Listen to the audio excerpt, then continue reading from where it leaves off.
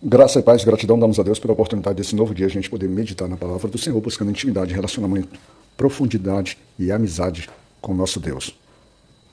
A nossa meditação de hoje estará no segundo livro das Crônicas, capítulo 13, e o versículo de trabalho, nós utilizaremos o versículo 12, e nele está escrito: Deus está conosco e vai à nossa frente, e os seus sacerdotes estão prontos para tocar as cornetas a fim de começar a batalha.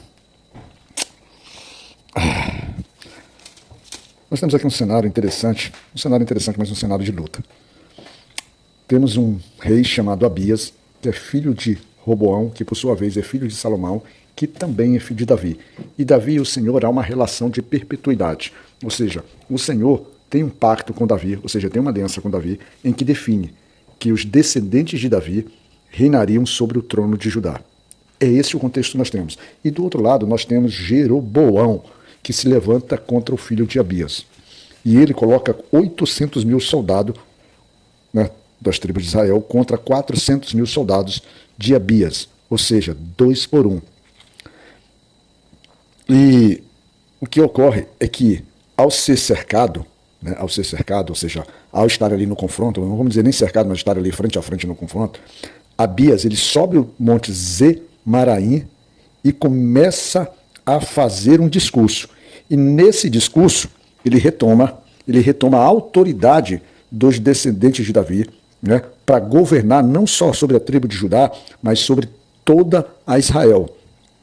Mas é importante a gente sempre lembrar que Jeroboão não reinava sobre as 10 tribos sem autoridade. Lhe foi dada autoridade também pelo próprio Deus.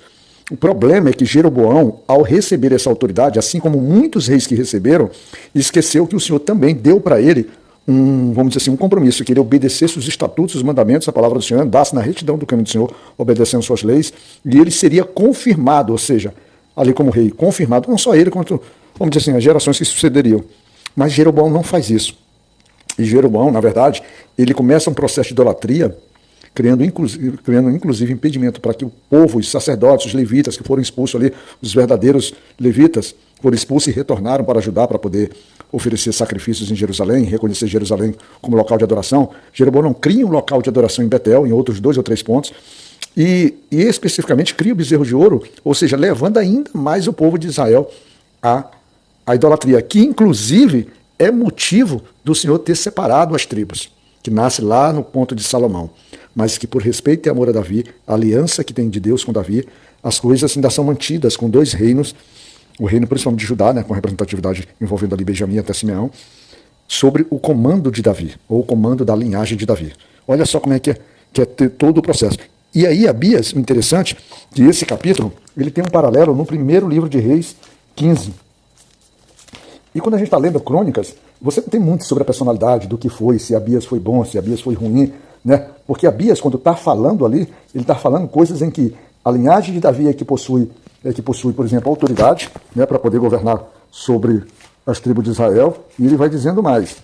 Vamos voltar lá, que eu dei uma saída do capítulo, que eu ia olhar o livro de Crônicas, o livro de Reis, e ele diz mais, ele diz o seguinte: então os descendentes de Davi que têm esse direito, ele fala que os descendentes, que o povo de Judá, eles se mantiveram na linhagem de Levi, os levitas e Arão ali como sacerdotes, né? Que o povo de Judá nunca rejeitou o nosso Senhor, o que ele está dizendo aqui quanto a nós, ele diz no versículo 10, quanto a nós, o Senhor é o nosso Deus e nunca o rejeitamos, né? Ele reforça que os sacerdotes deles são da linhagem de Judá, diferentemente dos de Jeroboão, que são falsos sacerdotes. E ele diz que os lugares de sacrifício, a forma como é feito o sacrifício, as festas, tudo sempre foi muito obedecido por eles.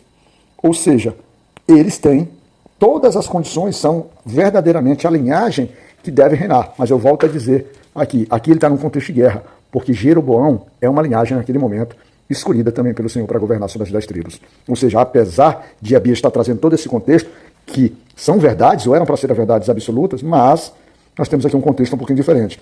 E aí, então Abias deve ser um cara bom, né? Deve ser um rei bom, um rei justo, porque afinal de contas nós vamos ter um Deus lutando ao lado de Abias contra Jeroboão. Então ele tem que ser bom. E quando a gente então vai lá no primeiro capítulo de Reis, primeiro livro de Reis, capítulo 15, ele disse assim, lá no versículo 3, Abias cometeu os mesmos pecados que o seu pai havia cometido, e não foi fiel em tudo ao Senhor, seu Deus, como seu bisavô Davi tinha sido. Ou seja, Abias não era alguém que agradava ao Senhor. Mas aí a gente fica no impasse. Abias não é alguém que agrada ao Senhor e ele está em guerra contra Jeroboão e o Senhor vai estar ao lado dele, pois é, né? Mas do outro lado nós temos Jeroboão, que pior ainda fazia contra o Senhor. Muito pior. Então, nesse processo, não é que Deus tenha um mais escolhendo entre os menos pior, não. É porque, na verdade, Deus aqui, nesse momento, está defendendo um propósito, a linhagem de Davi ali, para os propósitos que deveriam se suceder. Então, é isso. E a gente muito claramente, ou perceptivelmente, a gente consegue entender que, nesse momento, a atitude de Abias parece agradar ao Senhor. E nesse aspecto, então, é favorável ao Senhor, tendo em vista aquilo que ele estabelece, por aqueles que se humilham, aqueles que clamam a ele está do lado ele manter a sua fidelidade e, vamos dizer, se suprir. E é isso que está, porque quando Abias, ou Jeroboão, ao estar ali conversando, e Abias, Jeroboão faz com que parte do seu exército cerque o exército de Abias. Agora nós temos 800 mil homens que cercaram 400 mil homens, ou seja, encurralaram.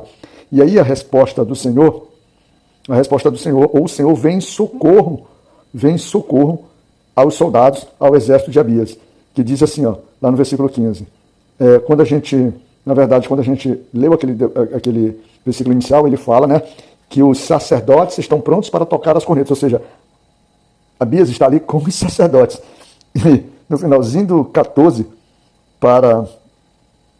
lá no 14 ele diz assim, ó, quando os soldados de Abias olharam para trás e viram que estavam cercados pelos soldados de Jeroboão, gritaram a Deus pedindo socorro. Os sacerdotes tocaram as cornetas. E aí, quando eles tocam a corneta, vem logo em seguida dizendo que Deus derrotou Jeroboão e o seu exército. Ou seja, Deus intervém ali a favor de Abias. Interessante, né? Mesmo um homem que não andava correto diante do Senhor, como está escrito lá no livro de 1 Reis, capítulo 15, né? Como nós lemos, mas ainda assim o Senhor mantém sua fidelidade. E aí deixa uma mensagem muito interessante, eu gosto disso, porque eu sempre gosto de frisar que eu sou aquele crente que crê que a salvação é garantida, que a salvação é um presente dado por Deus, e é um presente que eu não tenho como me desfazer dele, assim como eu não tenho como me desfazer da presença do Senhor, que ele é onisciente, que ele é onipresente, ou seja, eu posso não viver o relacionamento com ele, mas não tenho como me livrar do seu olhar, ou seja, do acompanhamento dele, ter ciência sobre tudo que eu faço. Eu creio que eu não perco a salvação, porque aqui a gente vê que alguém que não anda com o Senhor, e ainda assim o Senhor o protege, o Senhor o guarda, o Senhor, vamos dizer assim, o sustenta em amor à linhagem ali. É claro que a gente vai tendo vidas cefadas. E aqui um combate que, segundo a Bíblia, diz que, no versículo 17, diz que a matança foi enorme. Mas os soldados de Israel, que representavam o exército de Jeroboão, foram derrotados. O Senhor, ou seja, dá a você a possibilidade real de você vencer batalhas completamente contrárias à tua possibilidade. O Senhor, você está cercado pelo inimigo na sua vida real, na sua vida prática, e às vezes você está cheio de problemas, a sua casa está cheia de problemas, você está sendo atacado por todos os lados, às vezes você não está nem tendo uma vida de fidelidade total, mas se Deus tem um propósito na tua vida, Ele vai trabalhar. Agora, é claro, nós vamos viver uma vida confiando desse jeito, uma vida de rebeldia, é claro que a justiça e o juízo de Deus vai acabar nos encontrando, até porque viver uma vida dessa forma é uma vida que claramente não agrada ao Senhor, e tem mostrado, é um testemunho vivo de que é alguém que efetivamente não tem amor pela palavra de Deus, não tem amor pelo próprio Deus, e muito menos tem fé, crê naquele que crê em Jesus Cristo, crê no seu Pai, ou seja, crê na vida eterna, crê em nada. Então a gente precisa pegar esses exemplos e pontuar de uma forma ponderada, inteligente e sábia, para que a gente possa tirar essas lições importantes e significativas para a nossa vida, tá bom? Fica na graça de Deus Pai Todo-Poderoso e Misericordioso, né? Nesse dia 26 de fevereiro, tua vida possa ser abençoada e que minha mãezinha possa estar sob a segurança do nosso Senhor Jesus Cristo ali e ela possa restabelecer sua saúde. Que Deus te cuide.